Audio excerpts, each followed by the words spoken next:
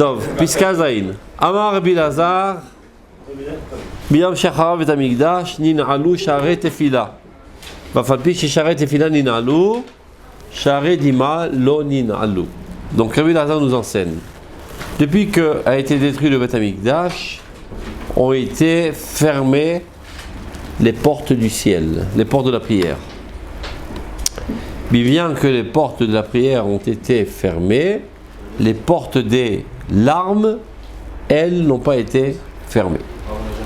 Hein? On avait commencé, mais après on a bifurqué sur d'autres sujets. Vas-y. Donc cette fois, on va essayer d'étudier le texte et ne pas trop papoter autour. Allons-y. Im shlemuto asichlit shel ha'adam lo yeh shalem im lo teluve la shlemut kocho hamedame.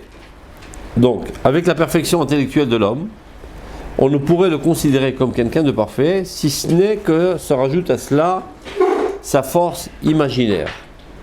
On a expliqué c'est quoi l'imagination avec input, output, etc. De manière que ces forces imaginaires soient fondées sur l'intellect. Shalom. Ça veut dire que l'intellect réalise des barrières pour ne pas tomber à des fantasmes. Abba Mishor de Sechel Chokma. Beth Amikdash Nikra Noyo Shel Olam. Le Beth Amikdash s'appelle la beauté du monde. Ou Bet Atfila Lechol Amim est la maison de prière pour toutes les nations. Qu'est-ce que ça veut dire que le Beth Amikdash s'appelle la beauté du monde? De manière plus élargie, qu'est-ce que ça veut dire beauté? Ah, c'est quoi la beauté? Beauté, mais bon, apparence ou en général? C'est quoi la beauté? On retransmet un sentiment. Non, ça c'est l'art. Quelque chose de. Ça c'est l'art. Tu t'es trompé de page dans le dictionnaire. C'est vraiment de la divinité. Ah, d'accord. Lorsque la divinité est intense, alors elle sort de ses limites et elle se propage. Alors on parlera de beauté. Le Beth Amikdash, comme on le sait, c'est l'endroit duquel est propulsée la divinité dans tout l'univers. Imaginons un volcan en ébullition et qui expulse sa larve, qui se propage. C'est ça le Harabait. La divinité est propulsée dans tout l'univers du Harabait et essentiellement du Kodesh HaKodashim. Donc de là, il y a l'endroit où l'intensité divine apparaît de manière la plus haute. C'est ça ce qu'on appelle beauté dans le peuple d'Israël. Comme par exemple, il y a marqué Ki yarchiv Hashem et gevulcha, lorsque Dieu élargira tes frontières, traduit Onkelos, Ki yaft Elokim et echumach. Yaft. C'est-à-dire yaft, il embellira. Yaft et echumach, tes zones, tes frontières. Donc Yofi, c'est une propagation. Qu'est-ce qui peut se propager? Ton corps peut se propager? Disons que tu manges beaucoup, il va se propager, il va devenir 2 mètres de large. Et pas plus. Qu'est-ce qui peut se propager de manière infinie? Ton âme. Elle est infinie. Donc plus ton âme apparaît et rayonne de ta personnalité, plus tu es beau. C'est ce qu'on appelle la beauté dans le peuple d'Israël. Ce n'est pas une définition corporelle de la longueur du nez et des oreilles et des yeux, etc. On s'approche de Purim.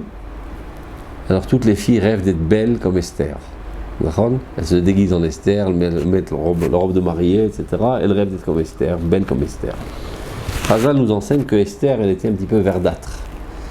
C'est pas exactement une définition de beauté de Miss Monde, d'être verdâtre.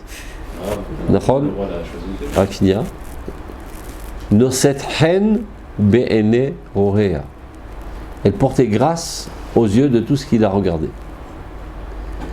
Ça veut dire, elle était tellement emplie de sainteté, de pureté, de bonté, de noblesse, etc., que ceci émanait de sa personnalité. Et lorsqu'on la voyait, on sentait une attirance. Ça s'appelle la grâce. Elle convoitait par sa sainteté. La grâce.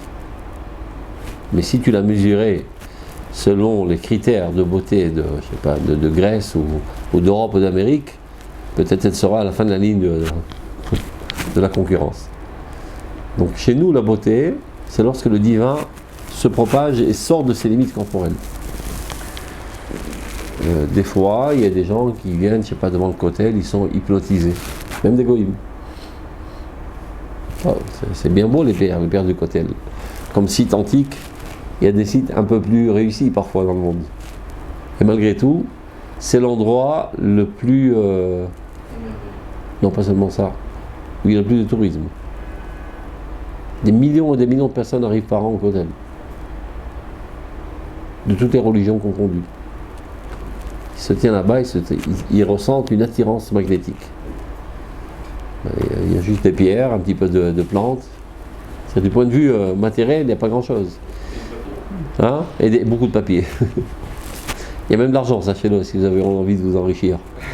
Il y a des fous qui mettent dans des enveloppes des dollars et ils foutent entre les pierres. Il y a même des bijoux. On a le droit de les récupérer? Non, c'est du vol. Eh bien, il y a des gens qui récupèrent. Il y a des responsables du cotel qui viennent... parce qu'ils font ça à la douche, ils font tomber tous les papiers, et des fois il y a des enveloppes qui tombent. Donc ah, tu as déjà vu? Il y a avec un balai, tac, ça avec toute une heure, il en reste. Okay. Mais ils n'envoient pas une seule personne, ils envoient au moins deux, pour ne pas que l'un met dans la poche. Et ça revient au trésor du Misra de Rosh Hashanah. Tu le copies, ça faut voir. À la poubelle. Pas à la poubelle ou dans la glissade, j'en sais rien. Je sais pas qui c'est qui a inventé ce minage, je crois que c'est Moshe Dayan, donc il s'appelle... quand ils ont libéré le cotel, le premier qui est européen, je crois, et depuis c'est devenu une habitude. Avec qui de sourd? C'est une vraie chose. Hein? C'est une vraie chose. C'est quoi? C'est une vraie chose. C'est pas une vraie? Une vraie chose. Mauvaise. Ni bon ni mauvais, c'est tout simplement idiot, parce que tu peux parler avec Dieu directement, pas besoin d'envoyer une lettre. Ah, c'est un petit... Comme ça le marque plus. Adieu? Non, mais en nous, c'est Ah, c'est-à-dire si ça t'aide à plus penser, bah, que ça. Mais ne crois pas qu'en marquant sur du papier, tu vas plus sensibiliser Dieu. Et ça me rappelle un truc, une fois j'ai éclaté de rire. J'étais à la Skara, je crois, de ma tante, un truc comme ça. C'était une demi-sœur de ma mère, avec Itzo. On était sur sa tombe, un mois après qu'elle est morte. Et sa fille, elle était là-bas. Et tout d'un coup, elle reçoit un coup de téléphone de sa sœur en France. Alors elle prend le téléphone, elle le met sur la tombe. Vas-y, parle avec maman. Et à l'époque, ça coûtait très cher les communications de France. C'est quoi comme aujourd'hui? Je sais pas, 20 shekels de la minute, un truc comme ça. Mais quelle idiote, elle me parlait directement, tu n'as pas besoin de mettre ça sur la tombe. De toute façon, là, il y a jusqu'un corps. Si tu parles avec l'âme, pas besoin de passer par un téléphone, tu peux parler directement en habitant à Barbès, peu importe. Ouais, mais les gens, ils sont bizarres des fois. Ils ont une approche très matérialiste même de la mort. Mais même très bizarre. Ah, elle aimait ça, alors on m'a dit pas. J'ai vu une fois quelqu'un qui a fait un don de Sefer Torah dans la synagogue. Alors les filles sont venues, ils ont mis des foulards et ils ont parfumé le Sefer Torah du parfum que leur mère avait. Ouais, ça va faire plaisir à maman. Très souvent, les gens pensent qu'après la mort, les gens sont comme ils étaient avant la mort. Donc s'ils aimaient du chocolat, on apporte du chocolat. Ici, je sais pas, s'ils aimaient concaner, on concane. Alors Hachem ou Be'olam ha'emet, il est dans le monde de la vérité absolue. Donc toutes les sottises qui l'intéressaient dans ce monde, il n'en a que faire maintenant. Donc ils se disputent pour des choses totalement idiotes, qui n'ont aucune importance aux yeux de la vérité absolue, etc. Et des fois, ça fait des carnages de disputes idiotes, fondées sur une non-compréhension de ce qu'est la réalité absolue spirituelle. Tom, fermons la parenthèse. Donc on ne va pas étudier l'entropie là, donc on va bavarder. Donc on dit comme ça. Beth Amikdash, ligne 36. Ketouv, Shmuel et David se sont assis ensemble. Benayot Barama. Nayot Barama. Disrazal, Ma, Inyan, Nayot et Rama. Quel rapport y a-t-il entre Nayot et Rama? Ce sont deux endroits géographiques différents. Ayub et Ramot, Ve'asku Benoyo Shelolam. C'est-à-dire physiquement, géographiquement, ils se trouvaient à Ramot, Mais ils se sont préoccupés de la beauté mondiale. Noyo Shel Olam. C'est quoi la beauté mondiale? Le Beth Amikdash. C'est-à-dire ils ont programmé comment construire le Beth Amikdash, sur quel fondement spirituel le construire, et matériel, etc. Et c'est de là qu'on apprend que Beth Amikdash nikra Noyo Shel Olam. Noy, c'est la beauté. Donc c'est ce qu'il dit là, regardez. Beth Amikdash, ligne 36, nikra Noyo Shel Olam, s'appelle la beauté du monde, ou Bet Atfila le Kolamim, est la maison de prière pour toutes les nations. Comme il dit dans le Passouk, qui beti Bet Fila et Karé le Kolamim. Ma maison s'appellera une maison de prière pour toutes les nations. Maintenant il va expliquer c'est quoi le Noy. A Noy Amiti, ou Ashlama Tsiur Amedame, Kefi Ashura Sirlit. Quand est-ce qu'on peut parler de véritablement de Noy, de beauté? Lorsque la force imaginative s'aligne avec l'intellect. Et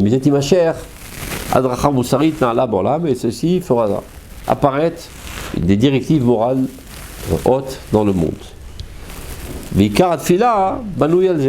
Et le fondement essentiel de la prière est construit sur cela.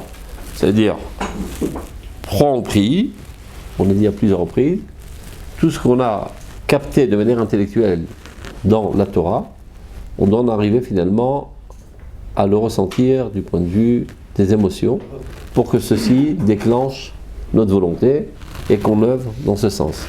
Maintenant, l'intermédiaire entre le sechel, l'intellect, et le regesh, c'est le dimayon. Vous vous rappelez? Médamé, l'analogie. C'est-à-dire que pour comprendre que ce soit une personne, que ce soit la Torah, que ce soit un objet, le Beth Amikdash ou quoi, qui est à ce niveau-là, aussi haut d'équilibre entre le sechel et le dimayon, on doit nous-mêmes être à ce même niveau. C'est ce qu'il va expliquer pourquoi aujourd'hui on ne peut pas prier véritablement parce que le Beth Amikdash a été détruit. C'est ce qu'il va expliquer, tu vas voir. Omlam, alors regardez. Kolzman chez Machon Amerkazi Aklali, c'est ce que tu as dit, regarde. Tant que l'institut central mondial, chez la Shivouya Kolel, et Kol Adam, chez la Sechel Imtsiur Medame, de l'harmonie parfaite entre l'intellect et l'imagination existait dans le monde, c'est-à-dire tant que le Beth Amikdash existait, dans lequel il y a une harmonie parfaite entre l'intellect et l'imagination, prends le Beth Amikdash, parce que dans le Beth Amikdash il y avait l'Ishkat Agazit, c'est là-bas étaient assis les plus grands d'Israël et décisionnaires qui tranchaient la halakha, Ken, l'Ishkat Agazit, le grand Beddin, et il y avait aussi les korbanot, qui sont fondés sur l'imagination. Ça veut dire, on égorge la vache, ou le kéves, et tu t'imagines à sa place, et ça te remet les idées en place. C'est clair? Donc, alors que d'habitude, très souvent, l'imagination vient au détriment de l'intellect, et l'intellect au détriment de l'imagination. Là-bas, il y avait une complémentarité entre ces deux tendances, et une harmonie parfaite. Donc tant que cela existait, alors il était assez facile pour tout individu de s'élever à cette harmonie. Ça veut dire, on va dire comme ça, il y a une centrale nucléaire. Alors chacun de nous, on peut avoir un petit peu de rayonnement nucléaire. Mais quand il n'y a pas de centrale nucléaire, on ne peut pas capter directement ça. Il y a une grande antenne qui perçoit les ondes de très très très loin. Alors avec mon petit appareil maintenant, je peux aussi capter les ondes. C'est une antenne plus faible, et parce qu'il y a une grande antenne. Donc il y a au Beth Amikdash, c'est le centre mondial dans lequel il y a une harmonie totale entre le dimayon et le sechel.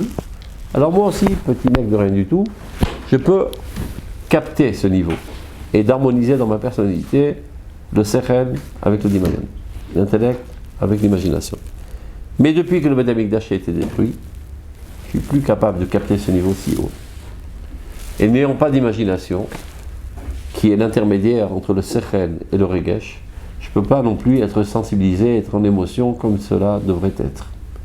Donc depuis que le Beth Amikdash a été détruit, je ne peux plus prier.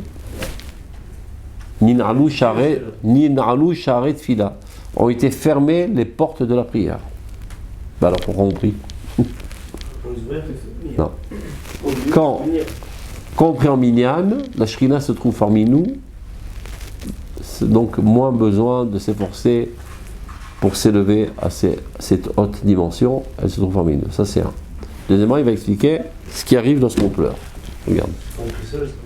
Okay. Il faut presque jamais prier seul, à moins de cas de force majeure, quand tu es malade grave à l'hôpital, ou bien, je sais pas, tu t'es pas rendu compte, tu n'avais pas l'amour devant les yeux, et tu as raté Mincha.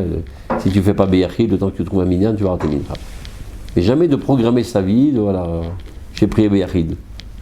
C'est vraiment en cas de force majeure, c'est où ça ou mourir. Quoi.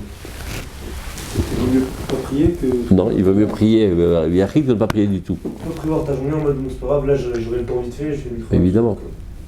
Toujours, c'est très important de le dire et de le redire à l'approche des vacances.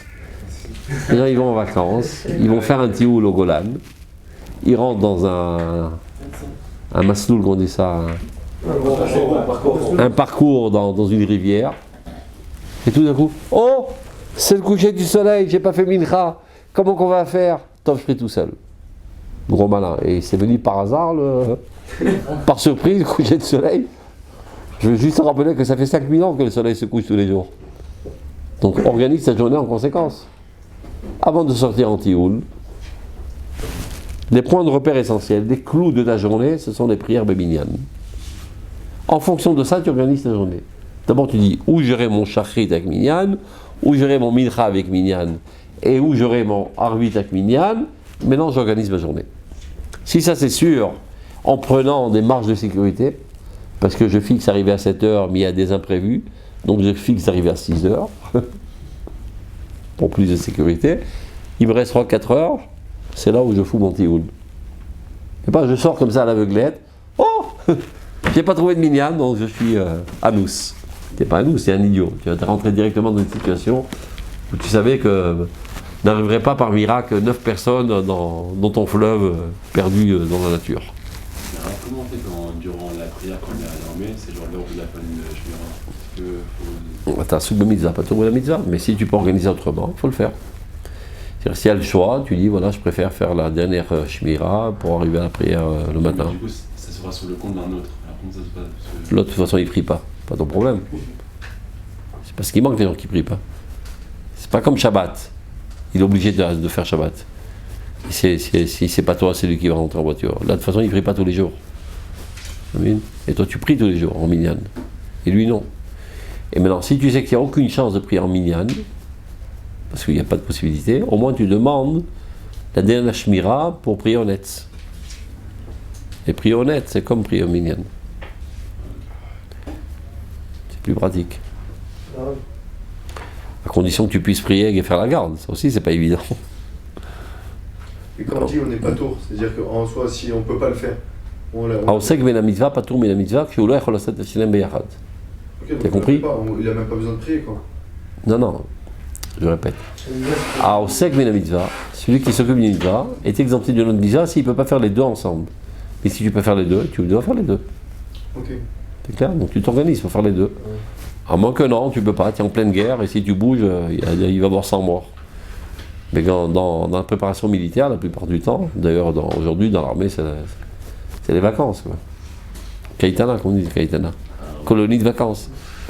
Il y a la prière, il y a les repas. C'était pas comme ça à notre époque. Hein. Aujourd'hui, ils prennent en considération les prières des religieux, etc. Vous avez une unité de... Non, j'ai rien fait de spécial. J'étais un nul, d'ailleurs. Mes enfants ont compensé ma nullité. Mais à l'époque, c'était très compliqué. Il n'y avait pas d'heure de prière. C'était à tes risques et périls. Aujourd'hui, c'est beaucoup d'atmatkal. Le Mefaket est obligé de te donner un moment pour prier. Mais c'est tant mieux. Hein? C'est tant mieux. Tant mieux, pas au prochain. On progresse parce que l'État devient de plus en plus juif, pas au prochain. Et cette même chala, n'en parlons pas.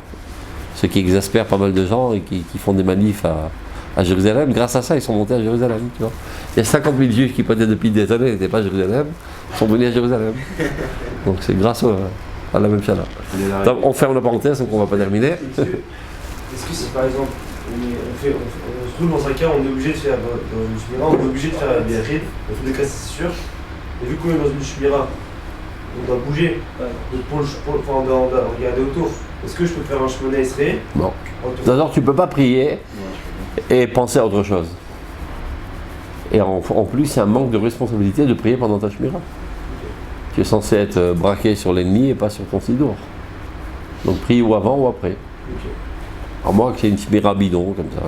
Si c'est quelque chose de sérieux, la vie des Juifs est plus importante que ta tefila.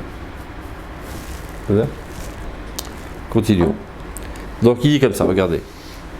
Ayakal Gam, 38. Tant que ce culte central, mondial, d'harmonie totale entre l'intellect et l'imagination existait, qui est le Beth Amikdash, alors il était facile aussi pour tout individu à se hisser à ce niveau.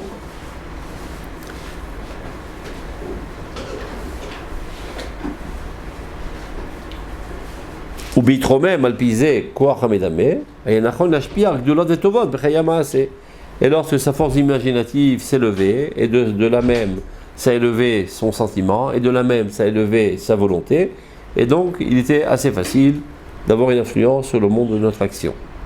Aval, par contre, 39. Miyom Shecharav Beth Amikdash, depuis le jour où a été détruit le Beth Amikdash, où Batal a été annulé, à Merkaz Aklali, ce centre général, ce centre mondial, chez le Kishur, Chouka Nefesh Enoshit, chez Bekocha Medame Elor Asechel, de lien intime entre la force imaginaire et la force intellectuelle, Nina'alou Sharet Tefila, ont été fermés les portails de la prière. Kikol Yachid, car tout individu, Vada Yakshelo Meod, ce sera très compliqué pour lui, très difficile, les Romem Levaddo et Kocho Medame El Mrome Asechel, d'élever tout seul sa force imaginaire au cime de l'intellectualisme. Vilifamim, Bidgabrut Amedame, Itae Meder Hasechel. Et ce qui peut arriver en plus, c'est quand l'imaginatif se renforce, s'intensifie, ça vient au détriment du Sechel. C'est toujours comme ça. Les gens imaginent et vivent dans le mensonge total.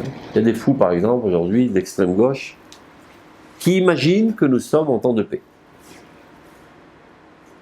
Donc, quand c'est un fou qui imagine de manière individuelle, maximum il crève. Ça peut arriver. Il imagine, par exemple, qu'on n'est pas au 3e étage. Il ouvre la fenêtre, il sort, il imagine. Tant pis, il est idiot, il crève. Mais quand il est responsable de la nation et qu'il imagine de telles sottises, il peut amener à 500 000 morts, cet idiot. Alors, on imagine qu'on est en temps de paix. Alors on relâche un petit peu notre vigilance militaire. Et après, il y a du terrorisme. Parce qu'on est en temps de paix. Après, on lui dit, mais tu vois, les terroristes ont tué 1, 2, 3, 4, 5. C'est pas du terrorisme. Ce sont les victimes de la paix. Ce sont les sacrifices sur l'autel de la paix. C'est ce que disait l'idiot par excellence qui s'appelait Rabin, qui malheureusement s'est fait assassiner finalement. C'est lui qui a mis en marche le processus de paix à l'époque, avec Arafat, etc. Et depuis qu'il a fait, il a conclu cet acte de paix, n'arrêtait pas d'avoir tout le temps des meurtres par les terroristes palestiniens. Alors chaque fois on lui reposait la question, non. Nous sommes sur le point effrayés par l'extrémisme du terrorisme. Ce ne sont que les derniers soubresauts qui sont les sacrifices qui sont portés sur l'autel de la paix. Quand les gens, des fois, ils sont tellement empris de leur idiotie imaginaire qui transforment la réalité. C'est ce qu'il dit. Parfois, quand tu te laisses trop aller à l'imagination, eh ben, ça vient au détriment du bon sens intellectuel. Dans tous les domaines, c'est comme ça. Donc, si sa force imaginaire se renforce, ça pourrait venir au détriment de sa force intellectuelle. Et par trop plein d'enthousiasme, parfois tu pourrais perdre le chemin de la droiture. Bon, ça arrive tout le temps. La quasi-totalité des gens qui fautent, quand ils sont croyants, je ne parle pas des mécréants, c'est parce qu'ils ont été enthousiasmés et ils n'ont pas su gérer leur monture. Un cheval fou qui commence à faire le fou, ils savent pas le redresser.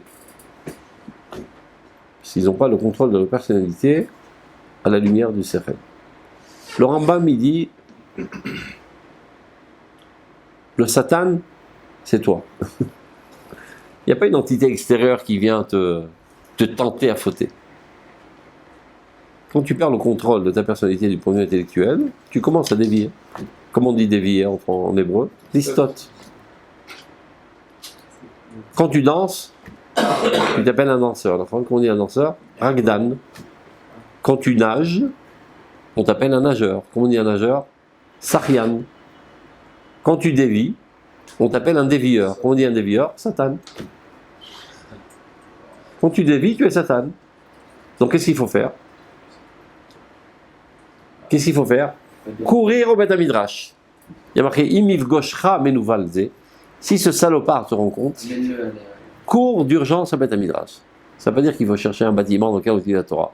Retourne à l'institut parfait de l'intelligence. Et c'est comme ça que tu fais évaporer tous tes fantasmes. Des fois, tu commences à rêver, un romantisme extraordinaire. Oui, mais c'est la femme de ton prochain, mon pote. Il va sortir qu'un flingue, il va te flinguer. Et ça va mal tourner cette histoire, ça va tourner au vinaigre. Ta femme va t'envoyer balader, tu vas divorcer, tes enfants vont être éparpillés, ça va disloquer la famille, l'autre il va rentrer en tôle, fais évaporer tous ces fantasmes, retourne à l'intellect. Tu vas te rendre compte que tu étais dans une folie. En Adam Proté, Elamken, Irnesa, Boroar Shtut, Israël. L'homme ne faute que lorsqu'une idée folle lui passe par la tête. Maintenant, ce qu'il y a de plus marrant dans les systèmes judiciaires Goy, Slash, Chiloni en Eretz Israël, c'est tout le système judiciaire, Slash, comment on dit ça en français? Slash, slash. Slash, c'est super français, tu vois. On s'y déjà dit ça dans l'accent américain, Slash. Alors, on essaie de prouver que lorsqu'il a fait ce délit, il n'avait pas tous ses esprits. On dit, ouais, il a un problème psychiatrique, c'est pour ça. Mais justement, c'est pour ça qu'on le tue. Parce qu'il s'est laissé aller à cette folie. On ne devient pas un fou du jour au lendemain. Au début, tu te permets un petit écart de folie. Après, un plus grand écart de folie. Et après, ça fait boule de neige et tu ne peux plus te ramener à ton origine. Pour ce petit écart de folie que tu t'es permis, on te mettra à mort. Parce que tout ce qui faute ne faute que par folie. Personne de sensé ne fauterait. S'il avait la tête sur les épaules au moment où il fautait, il ne fauterait pas. À ce moment-là, il y a un coup d'État. Est venu monsieur Dimayon et s'est déguisé en Sechel, a mis le Sechel de côté, il a ligoté les mains, les pieds, et il a bâillonné, et c'est lui qui gère la personnalité. C'est un coup d'État. Donc il faut faire un renversement de pouvoir, envoyer balader ce... Comment on dit ça? Cet imposteur, et reprendre sa place du Sechel. Donc cet argument de dire, l'avocat il dit, mais monsieur le juge, comprenez, il n'avait pas tous ses esprits, c'est pour ça qu'il en arrivait à violer ou à tuer, etc. Mais justement, c'est pour ça qu'on va le mettre à mort. Parce qu'il s'est permis cet écart d'esprit. On n'arrive pas du jour au lendemain à être totalement fou. Plus tu fautes, tu te laisses aller. Je ne sais pas si vous êtes déjà saoulé une fois dans votre vie, ce que je ne vous conseille pas, mais lorsque tu te saoules, à Purim ça arrive, tu bois un verre, 2 verres, 3 verres, tu as encore tous tes esprits. Mais tu commences à être tenté à perdre un petit peu ton esprit. C'est une tentation comme ça qui s'infiltre dans ton crâne. Tu dis, c'est quoi, je vais goûter un petit peu, c'est quoi perdre le contrôle de ma personnalité, me laisser aller à la souderie. À partir du moment où tu prends cette décision, tu es dans une glissade irréversible. Tu ne peux plus retourner. Donc ne te laisse jamais aller. Sois toujours dans le contrôle de ta personnalité. C'est pas seulement dans la souderie. Et même parfois dans des situations graves où tu peux t'évanouir. Et tu dis, si mais je m'évanouis, c'est la fin du monde. Disons que tu es responsable de tout un groupe. Si je m'évanouis, moi, ça va être la débandade, ils vont pas savoir s'autogérer, etc. Donc je ne m'évanouis pas. Et tu gardes le contrôle de ta personnalité. C'est faisable, sachez-le. Tu dis non, je vais juste fermer les yeux 2 secondes. Tu ne retournes plus. Même quand tu es fatigué, tu crèves de fatigue, tu as envie de t'endormir. Tant que tu te tiens, tu ne t'endors pas. Non, je somnole 2 secondes. Tu disparais. Et bien la faute, c'est pareil. Non, juste je goûte. Je ne veux pas fauter, je vois de quoi il s'agit. T'es foutu. Ashreish, Asher lo alach ba'atzat reshaim, udeh hataim na'amad, moshav letzim lo yashav. Premier pasuk de Tehillim. Eshreish, asher lo alach ba'atzat reshaim, il n'est pas allé selon les conseils des reshaim. Après, oh mince, j'ai dit dans le pasuk, c'est comment? Et dans le chemin des fauteurs, il ne s'est pas tenu. Ou Moshav Letzim Lo Yashav, et dans la réunion des clowns, il ne s'est pas assis. Donc au début, c'est Tehillim. Au début, il dit non, juste je prends conseil, j'écoute ce qu'il raconte.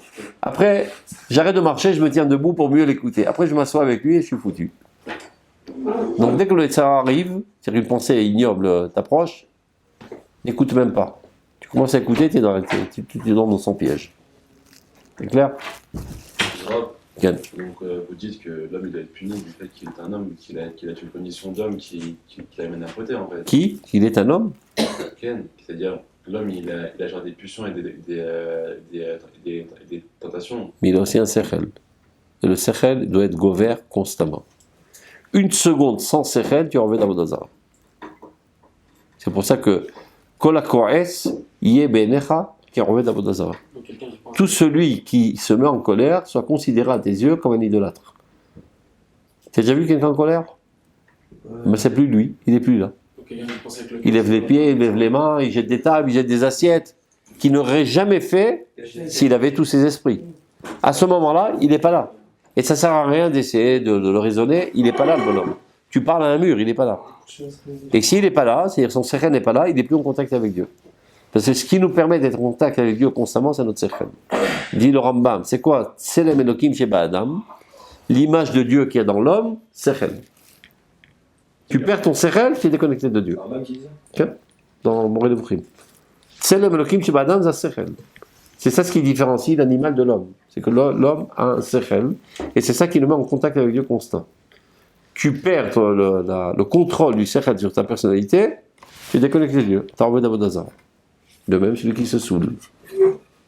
Mais gouné, il y a des gens qui vont se saouler la gueule de temps à autre avec leurs copains. C'est une grosse arvéra. On se demande comment la halakha, non seulement elle a permis, elle a même convaincu de nous saouler à Purim.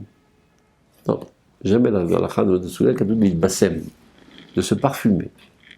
Se permettre un petit peu lâcher le contrôle de sa personnalité, pour permettre aux tendances les plus hautes et les plus pures, les saintes de ta personnalité de s'exprimer, qui parfois tu les freines par honte, par tact. Tu es amoureux fou du peuple d'Israël.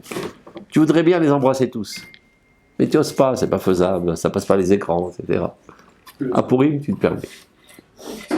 Si tu sais que dans ton intériorité, il y a des pulsions saintes et nobles et pures. Mais si tu sais que le monstre du Loch Ness se cache dans ton ventre, il vaut mieux le laisser enfermer. Donc ne prends pas une goutte de vin. Chacun doit savoir ce qu'il a dans le ventre. En fonction de ça, combien de gouttes de vin prendre. S'il sait qu'il est encore sale, eh bien qu'il ne prenne pas une goutte de vin. Ça va le mener à dire des saletés, se comporter de manière sale, etc., etc. Donc, sois en contrôle. Quoi? Par rapport à. On dit, j'aimerais bien essayer de voir, de me laisser aller. C'est toujours comme ça.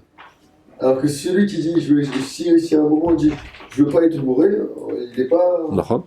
Tu peux rester sous. Je me rappelle, le Rav Sikaman, ça dit que les brachas, il descendait plusieurs litres pendant Purim.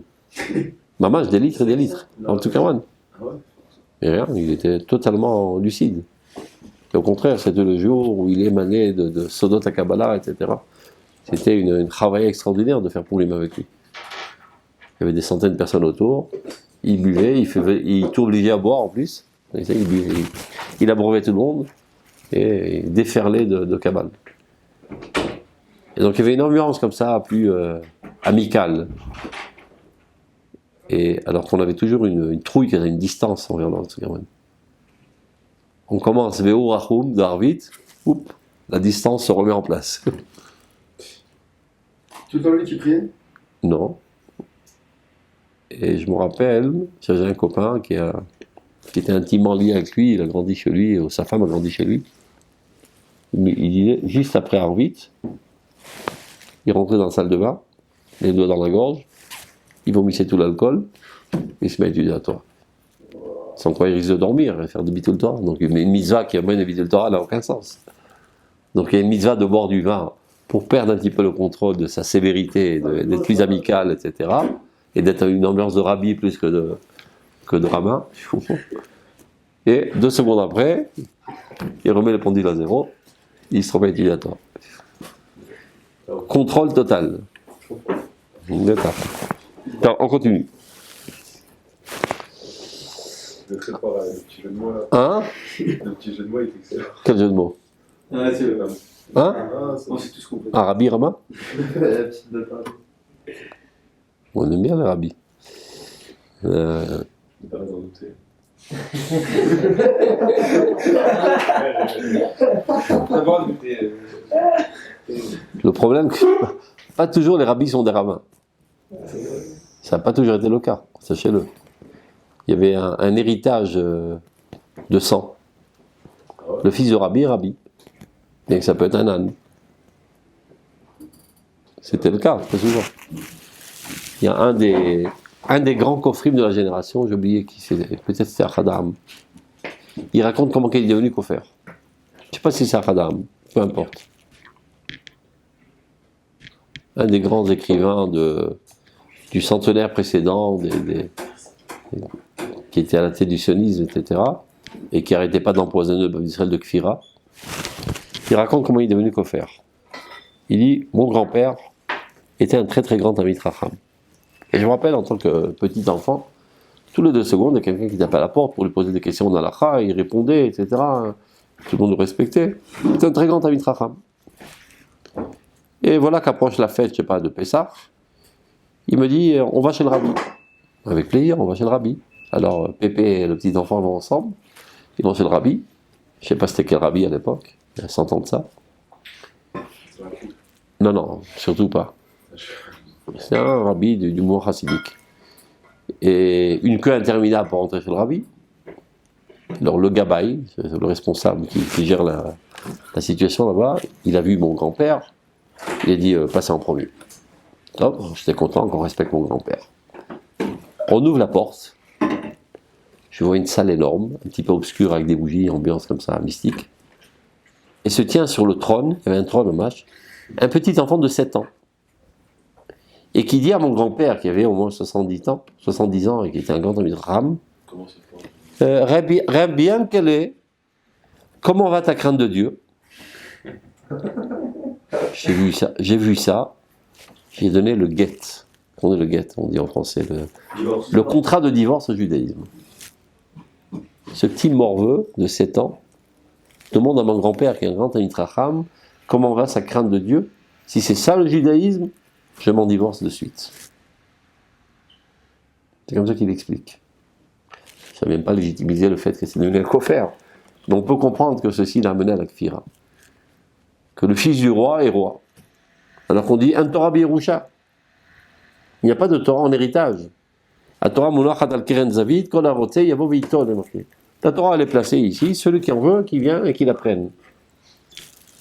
Il n'y a pas du sang bleu chez nous. Il n'y a pas du sang aristocratique. Chacun selon ses efforts. Le plus grand des tzadikim, ben, quand il est né, c'était pas un tzadik, c'était un idiot, comme tous les enfants.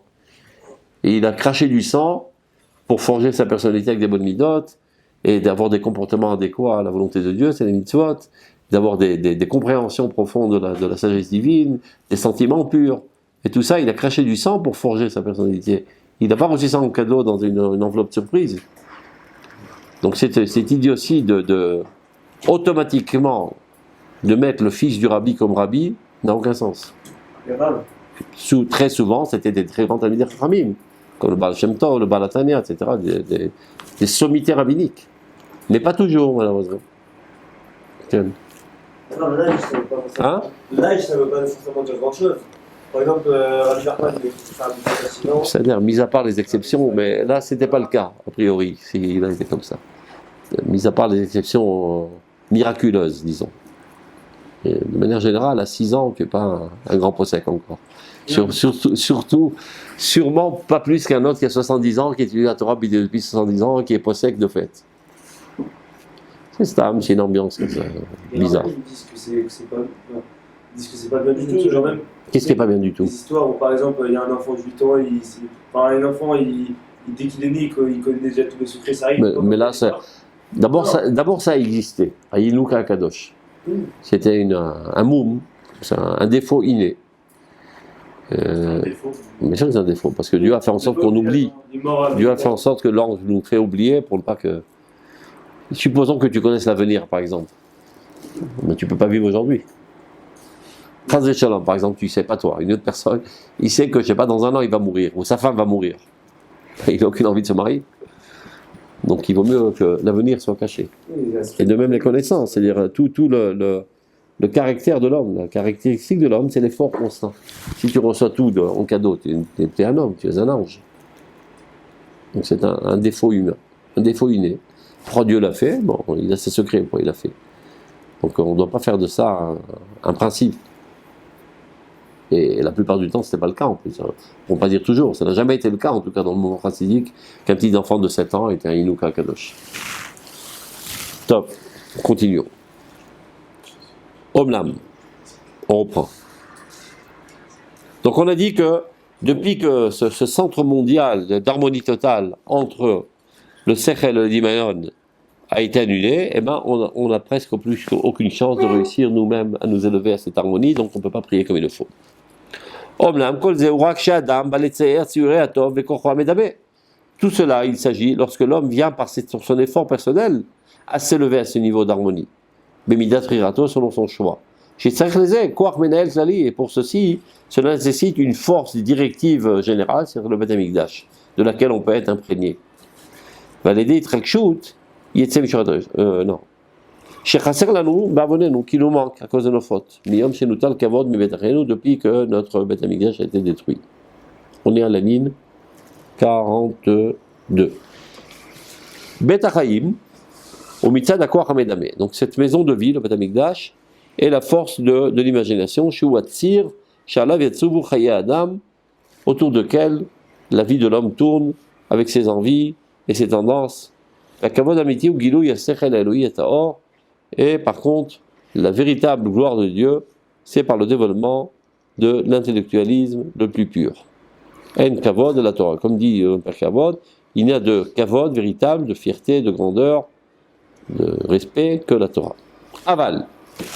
Donc ça c'est la règle de manière générale.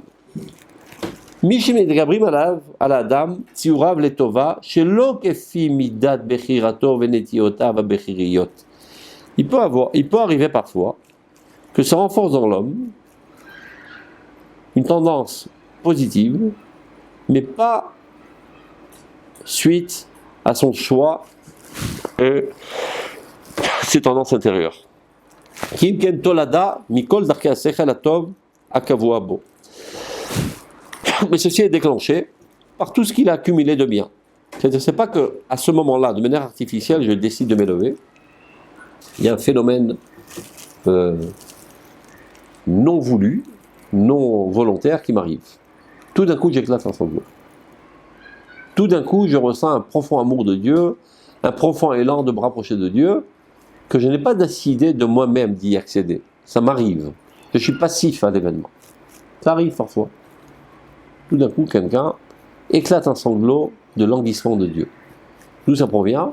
Accumulation de toutes les choses bien qu'il a fait, de toutes les bonnes études qu'il a accumulées, de tous les sentiments positifs qu'il a accumulés. Tout se focalise en un seul point et explose en sanglots. Donc ce n'est pas le fruit de ta volonté, c'est un événement dans lequel tu es passif. Donc de fait là, tu te trouves dans une situation d'élévation, d'harmonie totale entre le Sechel et le Dimayon de le Regesh, qui est un fait. C'est-à-dire que toi de toi-même, tu n'aurais pas pu y arriver, mais ça t'arrive. À ce moment-là, évidemment, la prière, elle est exaucée. Tu arrives au niveau, sans l'avoir voulu, mais de fait, tu es à ce niveau. Donc ta prière est exaucée. Au moment où tu éclates un sanglot, par languissement de Dieu, maintient un état de perfection totale, d'harmonie totale entre toutes les forces de l'âme. Donc la prière est exaucée. Comme il peut arriver, je donne un exemple. Je te dis, voilà. Il y a une situation d'injustice flagrante. Dans la rue, là, ils sont en train de casser la figure à un petit enfant. Il y a 10 salopards qui sont en train de casser la figure à un petit enfant. Vas-y.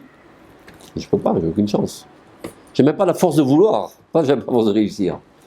C'est perdu d'avance. Bon, c'est pas faisable. Mais il peut arriver, dit le Rambam, que face à cet événement, tout d'un coup, tu ressens un élan que tu ne peux plus empêcher, qui te mène à rentrer dans le tas, et leur casser la figure et sauver le gosse. Si ça t'arrive, sache que c'est Ruach Hashem. C'est pas toi qui a décidé. L'Esprit divin a résidé sur toi et t'a amené à le vouloir. C'est une intervention divine dans ta volonté. C'est un miracle. Maintenant, il y a toujours quand même un micron de choix. C'est-à-dire, il se peut que tu ressens un élan très très fort qui te pousse à le faire, mais tu peux quand même le freiner, cet élan. Tu dirais, calmons-nous, j'ai une femme et des gosses qui m'attendent à la maison, je vais pas risquer ma vie. Et tu as perdu. Tu as raté le coche. Tu aurais pu t'élever au niveau de Roi HaKodesh, et tu as refusé par faiblesse. C'est ce qui arrive à tous les soldats d'Israël. Tous les soldats d'Israël, dans les guerres d'Israël, des fois ils se retrouvent dans des situations dans lesquelles ils rentrent dans la gueule du loup. Ça tire dans tous les sens, et le mec il fonce. Personne ne l'a obligé. Personne ne lui a donné l'ordre. Personne ne le saura s'il ne le fait pas. Parce que c'est de tohu-bohu total, ça tire dans tous les sens de toute manière, les canons et les avions et les bombes dans tous les sens. Et il voit une situation dans laquelle il se dit, si je rentre dans la gueule du loup, j'ai de fortes chances de faire plancher la situation pour le bien d'Israël. Et il rentre. Qu'est-ce qui l'a mené à faire ça? Roi Hashem. C'est-à-dire qu'on a aucune volonté en soi. C'est involontaire. Parce que vous avez beaucoup... C'est une intervention divine. Maintenant, ta volonté est d'accepter d'être drainé par ces élans ou bien de refuser. Mais c'est pas toi qui as créé l'élan. Ça, c'est un travail avant, alors. Un travail après. Ça dépend. Quand c'est pour le klal, des fois même tu peux être une saleté humaine. Dieu a décidé de sauver le peuple d'Israël par ce bonhomme. Il a peut-être un autre mérite. On ne sait pas d'où lui vient ce mérite. Dans une autre situation, il a fait quelque chose de grandiose, qui lui a fait acquérir ce mérite, que Dieu a décidé de faire apporter la Géoula par lui. Mais lui, c'est pas quelqu'un de très haut. Ça peut être même un sale type, qui est Mechalel Shabbat, qui est dans la Znout, etc. Un sale type. Et tout d'un coup, il fait un acte de bravoure, de grandeur, incommensurable, qui est bien en-delà de sa grandeur effective journalière. Il se laisse drainer à cet événement. Et c'est Dieu qui est intervenu en lui. C'est marqué dans le Moré des Bouchim, chapitre 2, paragraphe 45. Marquez-le, allez le voir en français, parce que c'est plus compréhensible. Donc là, de même, si ça n'en tenait qu'à moi, je n'ai pas la force de m'élever à ce niveau d'harmonie entre le Sechel et le Dimeon, parce que le Beth Amikdash n'existe plus, qui était lui ma grande antenne pour capter ce niveau. Mais il peut arriver que cet événement m'arrive. D'où il vient? Addition de tout ce que j'ai fait de bien dans ma vie, tout ce que j'ai compris, etc. Et tout d'un coup, tout se focalise dans cet instant, et je commence à sangloter. Il y a des gens qui disent comme ça, c'est marqué, au moment où tu sanglotes pendant Yom Kippour, c'est là que sont pardonnées toutes tes fautes. Genre le mec il apporte, je sais pas, un oignon, on se met dans les yeux. C'est la rigolade. Il ne s'agit pas de quelque chose d'artificiel. Il s'agit d'une réaction naturelle. C'est tellement en remise en question, en remords, que tout d'un coup, tu éclates en sanglots. Au moment où tu éclates en sanglots, c'est au moment où tu as été pardonné. C'est-à-dire? Donc c'est quelque chose qui t'arrive. C'est pas quelque chose que toi-même tu crées. Et à ce moment-là, tes prières sont exaucées. Parce qu'on te dit, tu peux pas gravir et arriver à l'Himalaya aujourd'hui, il n'y a pas les outils nécessaires. Et tout d'un coup, il y a eu un vent qui t'a fait arriver à la cime de l'Himalaya. Bon, tu t'y trouves. Donc vas-y, profite. Prie, maintenant, ça sera exaucé. C'est clair? Omnam. Regardez dans les mots. Est-ce que c'est que pour ce genre d'action ou ça peut être dans toute action de volonté? Ça veut dire? Par exemple, je vois une personne dans la rue et là, d'un coup, je me dis, il faut que je l'aide. Non, ça c'est faisable humainement, donc c'est une décision. Okay. On parle d'une situation qui est infaisable. Il rapporte toutes sortes lisez ça, c'est très important. Il y a en français ici vous devez avoir sur Google, même. Chapitre 2 dans le Moré Nevuchim, paragraphe 45. Même là-bas, il compte les 11 niveaux de prophétie. Hein? De la prophétie. Ah, donc les 11 niveaux de la prophétie, le premier niveau, c'est celui-là. C'est Oz. Le courage. Faire un acte pour le clan. Hein? Faire un acte pour le clan. Ouais. Il y en a une qui dit que faire un acte, c'est comparé à ça. Dans certaines situations, pas tous les jours. Ça, c'est quand tu tiens la garde à Tel Aviv, quand tu es un jobnik, mais qui est devant ton ordinateur, c'est pas exactement de la Gvoura. Mais quand tu es une unité combattante d'élite, et tu rentres dans la gueule du loup pour sauver le peuple d'Israël, c'est ma vache Gvoura. Je sais que c'est tous les jours. Hein. Quand vous avez votre tête qui repose gentiment et mielleusement sur votre oreiller, pourquoi pas aujourd'hui se balade à Jenin, où c'est vraiment un carnage. Dommage, tu rentres là-bas. Aujourd'hui, c'est une base militaire du Hamas, Jenin. Et bien, il rentre tous les jours. Mon fils m'a raconté, il est dans une unité comme ça. Et où Il devait, Maglan. Donc, il devait éliminer. D'abord, les services secrets leur ont dit où se trouvait le groupe de terroristes. Ils sont arrivés avec un camion de Tnouva. Qui vient, ceux qui donnent le lait, parce qu'ils viennent en jeep, ils vont se faire tirer dessus tout de suite. Ils sont arrivés avec un camion de Tnouva. Les deux conducteurs avaient des tronches d'arabes, c'était des soldats juifs déguisés en arabes, Mr. Ravim, et derrière les combattants. Donc ils arrivent près de la Macolette, et eux ils se trouvaient, je sais pas, dans leur maison à une centaine de mètres de la Macolette. Ils font reverse, ils ouvrent, et ils sortent dans le terrain. Alors quand tu sors dans le terrain, de toutes les fenêtres, tu te fais tirer dessus comme des canards. De toutes les fenêtres, ils sont partout les terroristes. Et des trucs et tout. Ils ont déjà des. Ils les ont tous éliminés. Ils sont tous revenus sains et saufs. C'est un miracle, il faut savoir. C'est mamache un miracle. Tu marches dans la rue, il y a des mecs armés jusqu'aux dents dans toutes les fenêtres qui te tirent dessus à n'en plus finir. On m'a dit c'était vraiment la.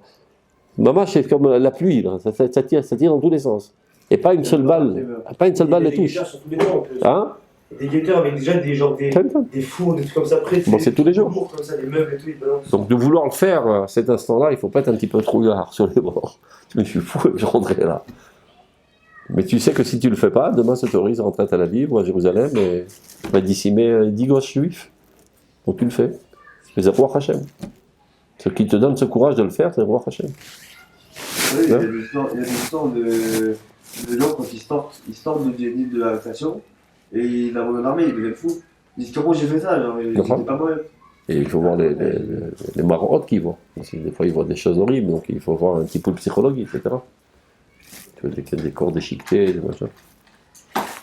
Il y en a qui sortent complètement gaga. Le commandant de mon fils, il est complètement gaga. C'était un mec, un mâche de béton, et un combattant. Aujourd'hui il est comme ça. Ça fait très triste. Il dit, voilà. Ils sont sortis sains et saufs, mais on va voir après les répercussions psychologiques. Des fois, ça arrive 10 ans après, même. Maman, 10 ans après, ça arrive. Si on s'en occupe pas tout de suite, ils ont dit non, j'ai rien vu, c'est pas grave. Ça va, je me suis remis sur mes... Tu penses que tu t'es remis sur tes pieds. Après, tu as un traumatisme et tu te trouves 10 ans après à ramper par terre et faire le canard. Comment tu gères ça? Je connais un mec ici, à Crète, moi, chez qui, comme ça. C'est un Mitracham. Une fois, ma femme, elle rencontre sa femme ici à la Macolette. Elle éclate en sanglots. Ici, t'arrives. Et je n'osais pas le dire depuis longtemps. De temps à autre, mon mari, il se jette sur la table, devant tous les gosses. Il a 50 ans, son mari. Il commence à hurler, voilà, les Syriens, ils arrivent, ils nous tirent dessus, etc. Il commence à tirer à la mitraillette. Parce qu'il était dans la guerre du Liban. Et il n'a pas réussi un petit coup après. Il était tout à fait normal, je le connais très bien, le mec. 15 ans après, ça reflotte dans sa conscience et il perd la boussole. Qu'est-ce que tu fais avec un mari pareil? Donc il faut savoir qu'il y a pas mal de dégâts qui se font dans les gens. Pas seulement des dégâts corporels, des dégâts psychologiques parfois. Il faut le faire. Je ne dis pas ça pour vous décourager d'aller à l'armée, c'est une mitzvah d'oreita très importante. Mais il faut savoir, de la même manière que tu dois te protéger corporellement, tu dois te protéger aussi psychologiquement. et de ne pas prendre ça à la va-vite, oh, c'est pas grave. J'ai vu déjà des films d'horreur, alors un film de pluie, c'est pas grave. Il y a une différence entre un film où quand tu vois un corps déchiqueté en petits morceaux, etc. Et si on ne s'occupe pas de toi comme il faut, à l'époque, ils ne savaient pas tellement s'occuper, il y a 50 ans de ça. Aujourd'hui, C'est médical ou thoracique? non, il y a des psychologues. Des psychologues. C'est Même tous les soldats passent une archar aujourd'hui, pour savoir s'occuper de celui qui vient de voir. Comment on dit, les premiers secours. Les premiers secours psychologiques. Psychologique. Raconte, qu'est-ce que tu as vu. On lui fait extérioriser. Et qu'il n'avale pas ça, et qu'il n'enterre pas dans sa passion de lycée. Il y a même toutes sortes de chitotes comment ça s'appelle ça, d'hypnose. Pour retirer l'élément de sa mémoire. C'est vrai, il y a toutes sortes de chitotes. c'est directement. Hein? Il faut faire ça tout de suite. Plus ça traîne, plus c'est dangereux. Tov, retournons à notre imagination. Donc il peut arriver que tu sanglotes. Et à ce moment-là, donc c'est ça ce qu'il est dit, Charé dima loninalu. Les portes des larmes, elles ne sont jamais fermées. Ah bah Yesh, regardez dans le texte, ligne 44. Yesh et mitkabrim al adam, il peut arriver que se renforce dans l'âme, tziurav letova, c'est-à-dire ses compréhensions pour le bien, shelo kefi midat bechirato, pas selon la mesure de son choix, venetiotav bechirot et ses tendances libres. Kiim ken tolada, c'est une conséquence, mikol darka sechel atov akavuabo, de toutes les choses bien intellectuelles qu'il a accumulées. Shemitamet stamid ladrich baem et asho, avec lesquelles il s'efforce constamment de diriger son âme à la lumière de la vérité divine. Lorsque les forces de l'âme arrivent à cette situation, l'idée nekuda merkazi dans un point central, mitorer adam regashaz, et voilà que l'homme s'éveille avec un sentiment très très fort, shuna'ala mikochar gil, qui est bien en delà de sa force habituelle. Vadmarot mishtaprot, et alors les larmes commencent à couler. Mirov ga'aguav letov l'chesed elyon, tellement il languit le bien et la bonté divine. Des fois, même quand tu es présent devant un acte de générosité, tu en arrives à sangloter. Tu es présent à un acte très très fort, un comportement très très fort de Emouna. Je voudrais que je vous envoie un petit film que j'ai reçu hier, des enfants, des jeunes qui sont venus consoler la maman qui a perdu ses deux enfants là, qui ont été écrasés. Marconora, vous parlez Marconora ? Hein? Non, non. La femme qui à Ramoth là. Je sais, mais les Marconora, ils sont allés les voir, c'est pour ça que je... Non, c'est pas eux. Mais il faut voir comment elle, la maman, réconforte ces jeunes qui a perdu ses deux enfants. Elle leur montre la photo et dit regardez, eux ils sont plus là, mais vous la vie est encore devant vous et vous pouvez faire beaucoup de choses dans votre vie. Alors elle les réconforte, elle fait les mitzvot, elle sait bien se comporter, etc. Il dit tu vois ce petit là, je sais pas, il avait 4-5 ans ou 6 ans, je sais pas. Je crois qu'il avait 6 et 8. Il avait pour habitude de toujours dire merci, merci, merci à tout ce qu'on lui donnait. Alors je lui dis, Mata Omer Toda, Ata Yehudi, Yehudi Zemi Shomer Toda. Alors ça c'est quelque chose que vous pouvez prendre sur vous. C'est pas difficile de dire Toda. Tu vois ça, tu éclates en sanglots. Mais pourquoi tu éclates en sanglots? Parce que tu t'identifies totalement à cette grandeur d'âme. Donc parfois, quand tu es présent dans un événement de grandeur, sans le vouloir, tu éclates en sanglots. C'est ce qu'il est en train de décrire. Ça arrive parfois, c'est pas une décision de libre choix. C'est un honnête. Tu es violé par ta grandeur. Et tu peux pas résister. Clair?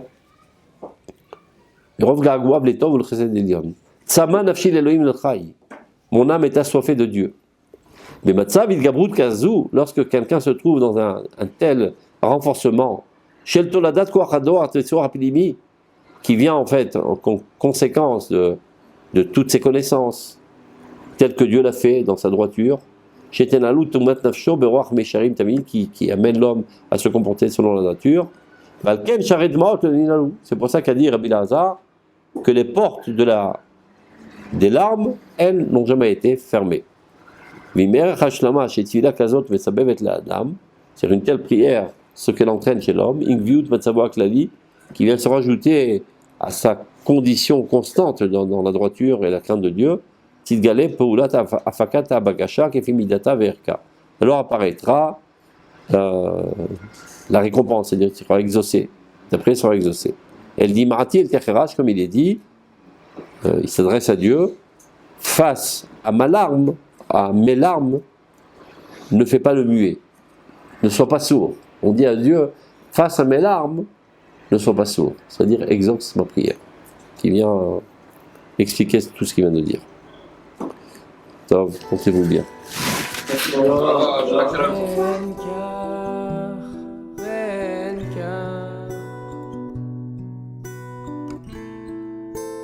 נקראים בנים